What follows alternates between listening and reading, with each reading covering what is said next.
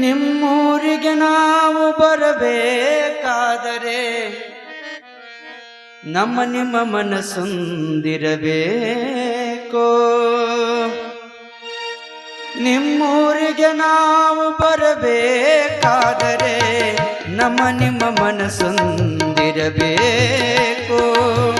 ತನು ಮನ ಧನ ಕೊಟ್ಟು ಗುರುವಿನ ಪಡೆಕೊಂಡು, ತನು ಮನ ಧನ ಕೊಟ್ಟು ಗುರುವಿನ ಪಡೆಕೊಂಡು ಗರ್ವ ಅಹಂಕಾರ ಬಿಡಬೇಕು. ಗರ್ವ ಅಹಂಕಾರ ಬಿಡಬೇಕು. ನಿಮ್ಮೂರಿಗೆ ನಾವು ಬರಬೇಕಾದರೆ, ನಿಮ್ಮೂರಿಗೆ ನಾವು ಬರಬೇಕಾದರೆ ನಮ್ಮ ನಿಮ್ಮ ಮನಸ್ಸೊಂದಿರಬೇಕು.